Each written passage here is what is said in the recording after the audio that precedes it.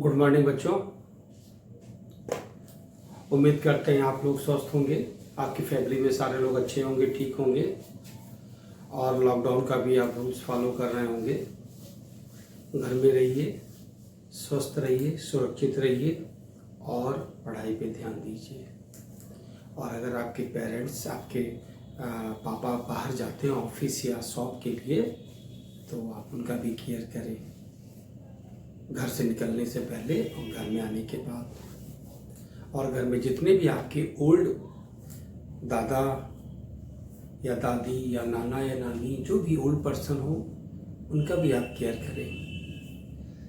तो हम लोग अभी अकाउंटिंग कॉन्सेप्ट पे डिस्कस किए और उसके बाद लास्ट वीडियो में यूजर्स ऑफ अकाउंटिंग भी आपने देखा। अब हम लोग कंक्लूजन पे पहुंच रहे हैं, टूवर्ड्स न्यूमेरिकल्स। तो न्यूमेरिकल्स की ही बातें होंगी, जितनी सारी थियरी पढ़े हो। जब जब कुछ ऐसी बात आएगी तो हम आपको रिवाइज कराते रहेंगे। आपको जितने भी पीडीएफ दिए गए होंगे, जब भी किसी वीडियो के साथ कोई पीडीएफ मिल रहा होगा तो आप सिस्टमेटिक कॉपी पे नोट करेंगे, इधर उधर मत करना, नहीं तो आपका बहुत लॉस होगा, आप कंफ्यूज हो जाएंगे। तो जिस सीरियल नंबर से पीडीएफ मिल रहा है उसी सीरियल नंबर से आप नोट्स कॉपी पे नोट करेंगे। और जब उस नोट्स को एक बार रीड करोगे तो इस लेक्चर में बोली गई बातें आपको ध्यान आती जाएंगी। इसके बाद आप बुक से उस टॉपिक को फिर रीड करो और वीडियो भी सुनो, तो आपका थियरी पोर्शन स्ट्रांग हो जाएगा। एग्जामिनेशन पॉइंट ऑफ व्यू से आप अच्छी थियरी लिख पाएंगे और अच्छे मार्क्स भी आपको मिलेंगे और नॉलेज भी होगा। मार्क्स मिलना, अच्छे से लिखना एक अलग बात है, नॉलेज होना एक अलग बात है। किसी के परसेंटेज अगर कम भी आते हो किसी भी वजह से, तो ये नहीं माना जाएगा कि बच्चा पढ़ने में कमजोर है। किसी के मार्क्स बहुत ज़्यादा आ जाते हो तो ये नहीं डिफाइन करेगा कि ये बच्चा पढ़ने में बहुत तेज रहा हो, क्योंकि आपकी जो स्किल है वो तो आपके नॉलेज से ज़्यादा निकलती है। तो हम लोग थोड़ा सा, सबसे पहले टॉपिक है, हम आपको समझाएं, छोटा सा टॉपिक है, आप पहले इस पर ध्यान दें। बुक कीपिंग, अकाउंटिंग और अकाउंटेंसी। अगर हम बात करें तो आप ये समझते हैं कि आप फर्स्ट ईयर कॉमर्स में है और आप अकाउंटेंसी पढ़ रहे हैं, फिर ये सब क्या हुए? बहुत पहले, अभी 4-5 लेक्चर पहले आपने देखा होगा, हमने बुक कीपिंग पे भी डिस्कस किया, क्योंकि हमारी जो अकाउंटिंग है वो डबल एंट्री सिस्टम से आती है।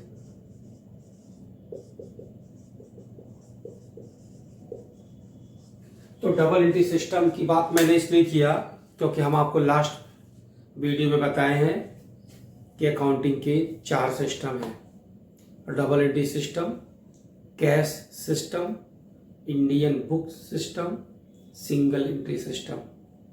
और मैंने उस समय ही बताया था आपको कि हम लोग जो अकाउंटेंसी पढ़ते हैं वो डबल एंट्री सिस्टम का ही पढ़ते हैं। तो डबल एंट्री सिस्टम की ही बात हो रही है और डबल एंट्री सिस्टम में ही हमें बताया गया कि आपका जो अकाउंटिंग का ऑब्जेक्ट है कि हम एंड ऑफ ईयर में हमारे कितने प्रॉफिट हुए या लॉस हुए, हमारी फाइनेंशियल स्टेटस क्या है। और अगर अकाउंटिंग के सारे ऑब्जेक्ट की ही बात कर लो तो स्टॉक की पोजीशन, डेटर की पोजीशन, क्रेडिटर की पोजीशन और भी बहुत सारी चीज़ें, गवर्नमेंट को क्या हमें दिखाना है रिकॉर्ड में, तो सारी चीज़ें हमारी अकाउंटिंग से ही कंप्लीट होती हैं। तो जब हम अकाउंटिंग की बात करते हैं तो डबल एंट्री सिस्टम की ही बात हो जाती है, क्योंकि हम इसी रूल्स को फॉलो करते हैं।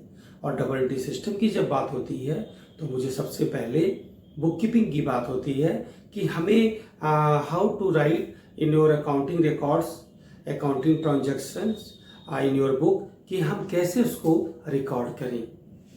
तो पहले बात होती है बुक कीपिंग की। बुक कीपिंग हमें बताता है कि किसी भी ट्रांजैक्शन को कैसे सिस्टमेटिक रिकॉर्ड करना है डेबिट और क्रेडिट के रूल्स को फॉलो करते हुए। तो जब हम अपने किसी भी अकाउंटिंग ट्रांजैक्शंस का मतलब होता है गुड्स परचेज करना, गुड्स सोल्ड करना, सैलरी पे करना, अपनी एम्प्लॉय को, अपने लैंडलॉर्ड को रेंट देना, यानी कि वो सारी चीजें जो हमारे बिजनेस से रिलेटेड होती हैं और मनी में मेजर हो सकती हैं, मनी मेजरमेंट, क्योंकि वो मनी में कन्वर्ट हो सकती हैं, उन्हीं को हम लोग ट्रांजैक्शंस बोलते हैं। हम उसे कैसे रिकॉर्ड करेंगे बुक कीपिंग हमें बताता है। बुक कीपिंग से ही हमें पता चला कि हम अपने डेबिट और क्रेडिट का यूज कैसे करेंगे। लूकस पैसिओली 1494 में इटली कंट्री एक कंट्री का नाम है इटली, वहाँ पे एक शहर है वेनिस नगर, और वहीं से वो बात आए थे और उन्होंने मुझे बताया। तो बुक कीपिंग का मतलब होता है कि जो अकाउंटिंग के ट्रांजैक्शंस होते हैं हम उसे कैसे रिकॉर्ड करते हैं।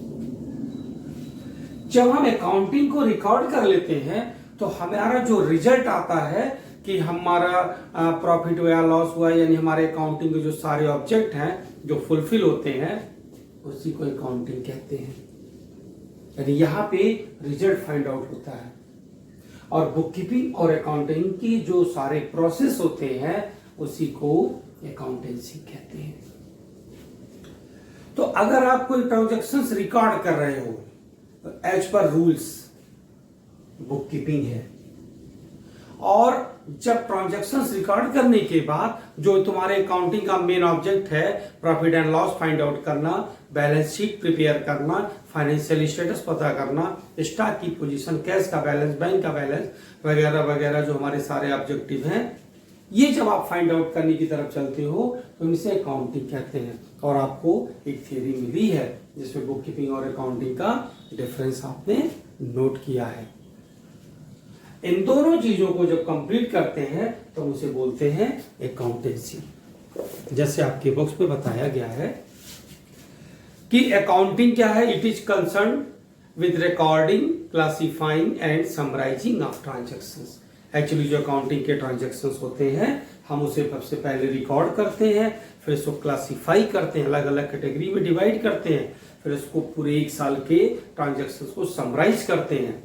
जबकि अकाउंटेंसी क्या होती है, it is a body of knowledge prescribing certain rules or principle to be observe while recording, classifying and summarizing of transactions।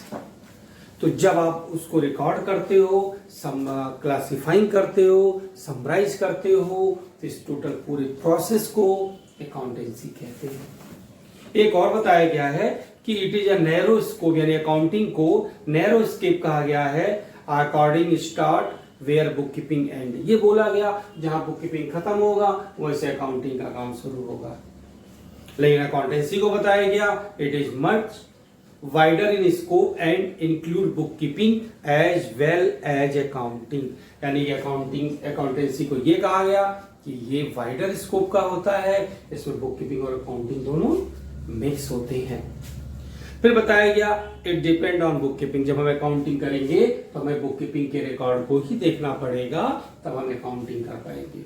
यानी जो ट्रांजैक्शन रिकॉर्ड करोगे, जो उसको क्लासिफाइंग करोगे वो बुक कीपिंग है। जब उसको समराइज करोगे और रिजल्ट निकालोगे, प्रॉफिट या loss, balance sheet, final account बोलते हो, उसे अकाउंटिंग कहते हैं। लेकिन अकाउंटेंसी को बताया गया it depend both on book keeping and accounting. तो जो हमारी अकाउंटेंसी है वो बुक कीपिंग और अकाउंटिंग दोनों को डिपेंड करती है। इसका पीडीएफ आपको मिलेगा, अपनी फेयर पे अपलोड करेंगे। एक और भी पॉइंट बताया गया कि जो अकाउंटिंग है it main function is to ascertain the net result and the financial position of the business and to communicate them to interested parties. तो मैंने पहले बताया कि जब आपका जो रिजल्ट है समराइजिंग करने के बाद जो रिजल्ट फाइंड आउट करते हो ये हमारी अकाउंटिंग होती है। और जितने भी पार्टियां इंटरेस्टेड होती है, जो लोग इंटरेस्टेड होते हैं, यानी जो यूजर्स ऑफ अकाउंटिंग के हैं, हमारी अकाउंटिंग को देखना है, हम उनको दिखा सकते हैं। लेकिन अकाउंटेंसी कहता है it include the decision making function also on the basis of information provided by book keeping and accounting. लेकिन जो हमारे अकाउंटिंग के जो फंक्शन है उसका जो डिसीजन मेकिंग है वो अकाउंटेंसी होती है। तो ये आपके बुक्स में इसके डिफरेंसेस है, मैं आपको बता दूंगा, आप इसे भी नोट करेंगे। अब बच्चों बारी आती है डबल एंट्री सिस्टम की डिटेल में समझने की। तो आइए हम लोग समझते हैं डबल एंट्री सिस्टम, और यही हमारे अकाउंटिंग का सिस्टम है जो हमें फॉलो करना है, जो हमें अपने हमेशा माइंड में रखना है कि कैसे हमारी अकाउंटिंग वर्क करती है। तो हम बात करेंगे अब डबल एंट्री सिस्टम की। आइए पहले हम आपको उसकी डेफिनेशन बताते हैं। आपको इसका भी पीडीएफ मिलेगा, आप जितना भी बोलेंगे सब आपको कॉपी पे लिखने के लिए नोट्स मिलेगा, आप नोट्स करेंगे। फिर जब आप उसको वीडियो से और कॉपी को रखेंगे सामने थ्योरी वाली, टैली करेंगे तो आपको और बेहतर समझ में आएगा। थोड़ा सा अगर सिस्टमेटिक पढ़ाई करोगे, क्योंकि हमारे अकाउंटिंग में भी सिस्टमेटिक रिकॉर्ड होता है, ऐसा अकाउंटेंसी का रूल है कि जब सारे ट्रांजैक्शन सिस्टमेटिक रिकॉर्ड किए जाते हैं तभी हमारा रिजल्ट फाइंड आउट होता है, हमारे अकाउंटिंग की सारी बातें में पता चलती हैं। वैसे ही जब आप सिस्टमेटिक स्टडी करते हो तो कम मेहनत में ज्यादा चीजें आपको मिल जाती हैं। आइए हम बात कर रहे हैं डबल एंट्री सिस्टम की। डबल एंट्री सिस्टम की डेफिनेशन एक J.R. बार्टलीबाय है, बहुत अच्छे ऑथर हैं और वो ज्यादा पॉपुलर भी हैं। तो उन्होंने क्या कहा है, एवरी बिजनेस ट्रांजैक्शन। अब ट्रांजैक्शन वर्ड का मतलब तो समझ ही रहे होंगे, एक बार मैं इस बुक से पढ़ के मैं आपको दिखा देता हूं क्या कहा उन्होंने। Every business transaction has two fold effects and that it affects two accounts in opposite direction, and if a complete record were made of each such transactions, it would be necessary to debit one account and credit another account. It is the recording of two-fold effect of every transaction that has given rise to the term double entry system. अब आप इसके पूरे definition को समझें। Every business transaction, तो transaction वही हुआ जो मनी मेजरमेंट हो, जिसमें मनी इन्वॉल्व हो। जैसे कि कोई सामान की क्वांटिटी है तो लीटर में होती है, कुंटल में होती है, किलो में होती है, वैसे पैसे की क्वांटिटी होती है रुपीज में। तो सारे ट्रांजैक्शन जो मनी से इन्वॉल्व होते हैं, कितने रुपए रेंट दिए, कितने रुपए किराया दिए, कितने रुपए सैलरी दिए, कितने रुपए का सामान खरीदा, कितने रुपए का सामान बेचा, कितने रुपए आपने इलेक्ट्रिक बिल जमा किया, कितना कैपिटल आप कितने रुपए कैपिटल इन्वेस्ट किया, कितने रुपए बैंक में जमा किए, कितने रुपए कैश हैं, ये सारी चीजें ट्रांजैक्शंस होती हैं जब आप कोई भी goods purchase, goods sold, salary paid, rent paid वगैरह वगैरह। Has a two fold effect,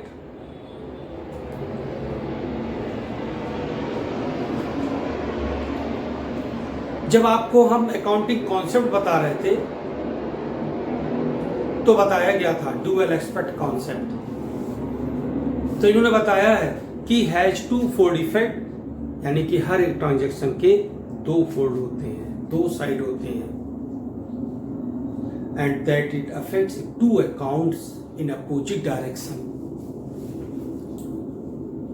goods purchase किए तो सामान आया तो क्या गया, पैसा।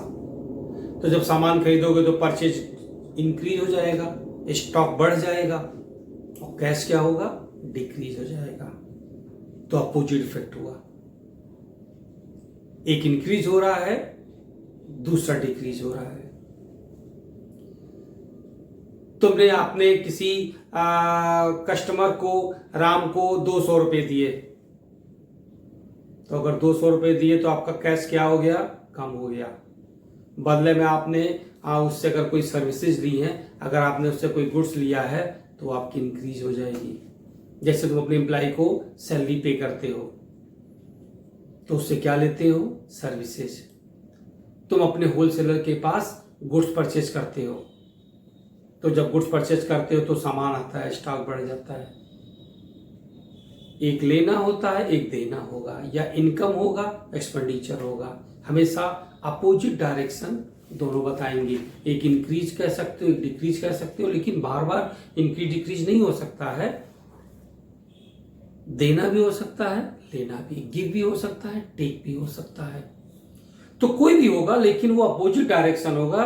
And if a complete record were made of each such transaction, it would be necessary to debit one account and credit another account. यानी एक अकाउंट को हम डेबिट के सिंबल से और दूसरे अकाउंट को हम क्रेडिट के सिंबल से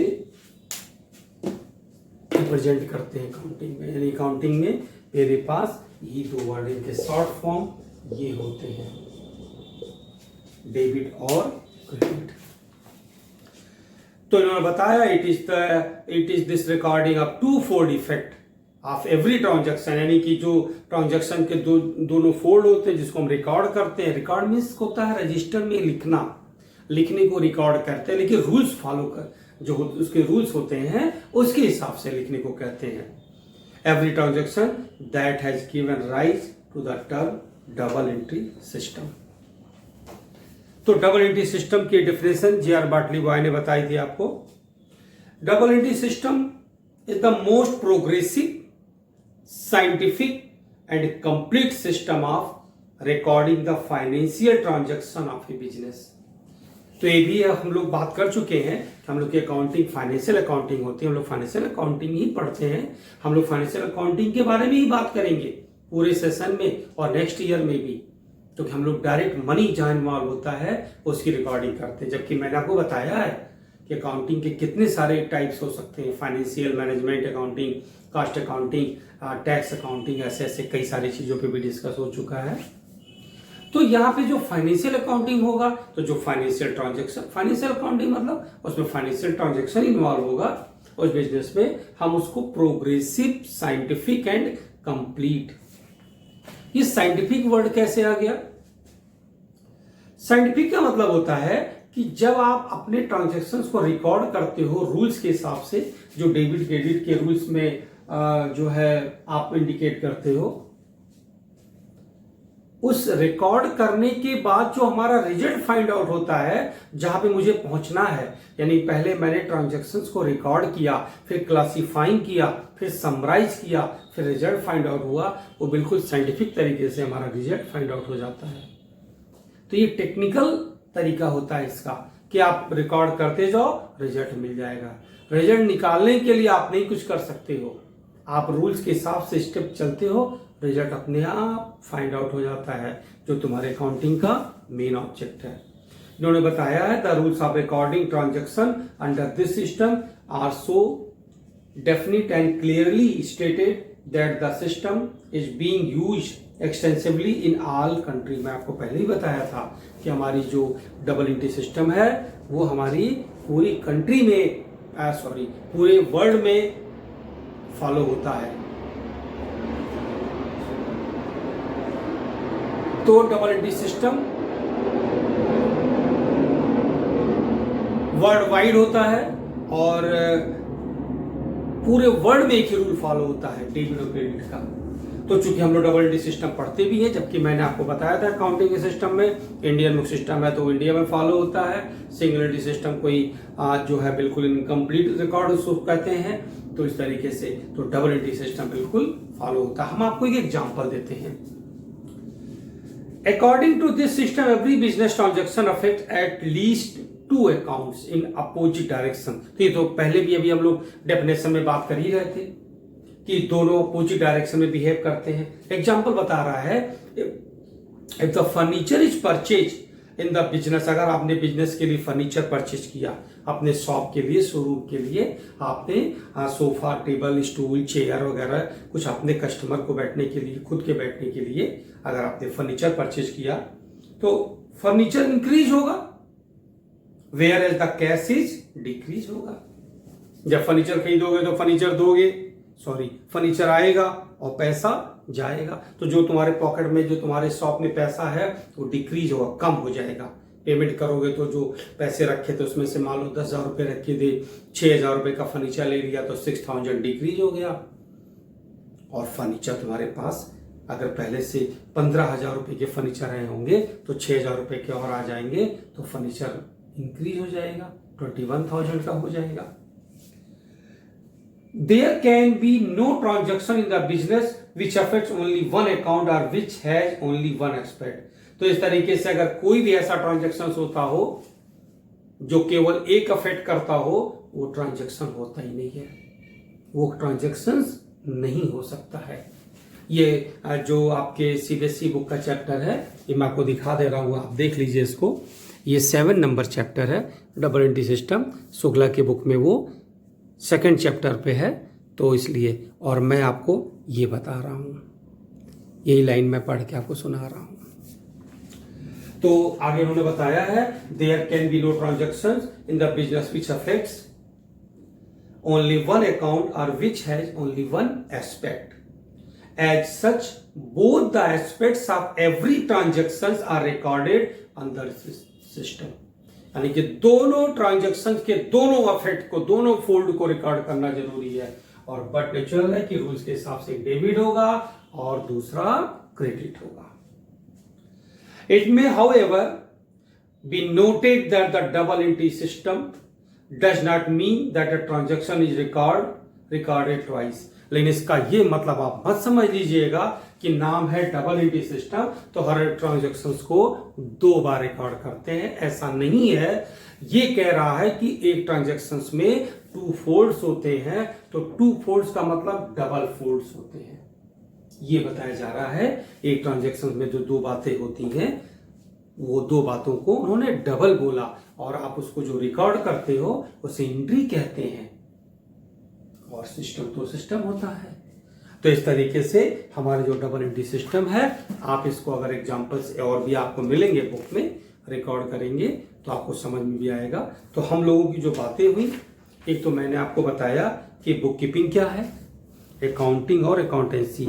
वैसे तो बुक कीपिंग और अकाउंटिंग के बारे में आप पहले से देख चुके हो।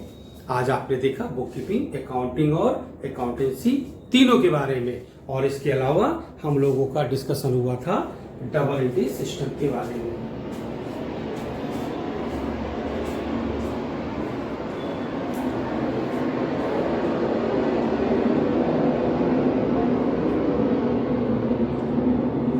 डबल एंट्री सिस्टम हमारे अकाउंटिंग के रिकॉर्ड करने के काफी अब नजदीक चल रहा है। तो हमारी अकाउंटिंग का जो मेन मोटो है प्रॉफिट और लॉस फाइंड आउट करना, वो जहां से चलता है तो सबसे पहले कहते हैं ट्रांजैक्शंस को रिकॉर्ड करना, जिसका नाम है जर्नल। और जब हम उसको क्लासिफाइंग करते हैं उसे कहते हैं लेजर। और जब हम उसे समराइज करते हैं उसे कहते हैं ट्रायल बैलेंस। और जो हमारा मेन एंड ऑफ ईयर में फाइंड आउट होता है उसे कहते हैं फाइनल अकाउंट, जहां पे मुझे प्रॉफिट लॉस और हमें बैलेंस शीट प्रिपेयर होता है। तो इस तरीके से अकाउंटिंग का जो ये प्रोसेस है 1 अप्रैल से स्टार्ट होता है, 31 मार्च तक चलता है। और अकाउंटिंग कॉन्सेप्ट में वो सारी बातें होती हैं जिनका जिक्र हम लोग पहले कर चुके हैं। अकाउंटिंग कॉन्सेप्ट के रूल्स हमेशा दिमाग में होने चाहिए, या यूं समझो अकाउंटिंग कॉन्सेप्ट में वो सारी बातें हैं जो हमारे अकाउंटेंसी के रिकॉर्ड करने के लिए यूज होती हैं, journal, ledger, trial balance, final account में। यानी वही बताया गया मनी मेजरमेंट कॉन्सेप्ट कि मनी को कन्वर्ट करो, अभी हमने आपको डेफिनेशन बताया तो वहां देखा। वही बताया गया अकाउंटिंग पीरियड 12 महीने का होता है, तो मैं बात तो कर रहा हूं 1 अप्रैल टू 31 मार्च रिकॉर्ड करते हैं। वही बताया गया अकाउंटिंग कॉन्सेप्ट में डुअल एस्पेक्ट कॉन्सेप्ट, तो यहां बताया गया डबल एंट्री सिस्टम में कि every transaction has 2 fold, 2 aspects, एक डेबिट और दूसरा क्रेडिट। तो इस तरीके से अब हम लोग नेक्स्ट टर्म पे डेबिट और क्रेडिट की डेफिनेशन और डेबिट क्रेडिट के बारे में बात करेंगे। आपको जो भी पीडीएफ मिलेगा नोट करिएगा, मैं बार बार बता रहा हूं, सिस्टम से नोट करिएगा। आप अपने उसमें जो है आपको जो मिलता है, जहां पे आपने मैसेज देखते हैं व्हाट्सएप पे, वहां पे देखिएगा सीरियल नंबर से आपकी कॉपी में बिल्कुल वैसे रिकॉर्ड होना चाहिए, तो आपको सिस्टमैटिक समझ में आएगा। क्योंकि वीडियो पे लेक्चर भी उसी थियरी के अकॉर्डिंग दिया गया है, तो आपको कोई प्रॉब्लम नहीं हो सकती है।